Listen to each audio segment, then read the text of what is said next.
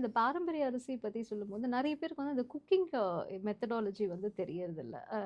சில பேர் வந்து ஜஸ்ட் அது பவுடர் பண்ணிட்டு ஒரு பல்ஸ் மோட்ல வந்து கழுவி காய வச்சுட்டு அ கஞ்சி மாதிரி காய்ச்சி குடுக்குறாங்க. ஓகே. ஆ சில பேர் வந்து நெறைய தடவ அத வாஷ் பண்ணிடுறாங்க. அப்ப அந்த நியூட்ரியன்ட்ஸ் வந்து உங்களுக்கு இதுவாயிடும். ஆ சோக் பண்றது எவ்வளோ நேரம்னு தெரியாம கம்மியா ஆன நேரம் சோக் ஆமாங்க. பண்ணிட்டு ஆமா, ஸோ ஆமா. அது what is right way of cooking these? Perfect, perfect. That's a nice question.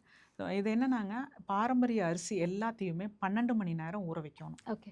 ஏன் 12 மணி நேரம் அப்டின்னா, அதுக்கு பை நேச்சரே அந்த அரிசி மேல ஒரு கோட்டிங் இருக்கு. ம், ம். இன்செக்ட் ரெசிஸ்டன்ட் கோட்டிங் வந்து ஓகே. பை நேச்சர்லயே இருக்கு. இருக்கு. ஓகே. அது ரிமூவ் ஆனா தான் ஓகே. அதனுடைய நியூட்ரிஷன்ஸ் உடம்பு அப்சர்வ் ஆகும். அப்சார்ப் ஆகும். ஓகே. இல்லாட்டி உங்களுக்கு அது ஒத்துக்காத மாரி தெரியும். ஓகே.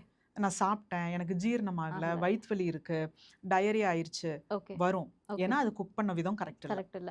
பட் அதே மாதிரி இது நீங்க வாஷ் பண்ணிட்டு, சன் ட்ரை பண்ணிட்டு பவுடர் மாதிரியும் பண்ணக்கூடாது. இல்ல பண்ணலாங்க. பண்ணலாம்னாலும் இந்த 12 ஹார்ஸ் ஊற 12 வைக்கணும். ஹார்ஸ் ஊற வைக்கணும். சோக் ஏன்னா பண்ணாம பண்ணீங்கன்னாக்கா இட் அது டசன்ட் வராது. வொர்க். வேல்யூ இல்லைங்க. ஏன்னா வேல்யூ இல்ல. நீங்க வந்து இதைய சோக் பண்ணீங்கன்னா தான் ஆ அந்த கோட்டிங் ரிமூவ் ஆகும். கோட்டிங் ரிமூவ் அந்த ஆகும். கோட்டிங் அப்பதான் இட் ரிமூவ் கெட்ஸ் ஆனதுக்கு அப்சார்ப்ட். அப்புறம் நீங்க காய வச்சு நீங்க பல்ஸ் பண்ணிக்கலாம். பல்ஸ் பண்ணிக்கலாம். இல்ல அப்படின்னா இன்னொரு மெத்தட் என்னன்னா, வெறும் வானிலையில வடச்சட்டியில அதை ஓகே. நல்லா ஓட்டி, ஓகே. காய போட்டு எடுத்து நீங்க ஆ. ஒரு கண்டெய்னர்ல போட்டு வச்சுட்டீங்கனாலும் ஓகே ஓகே. தான்.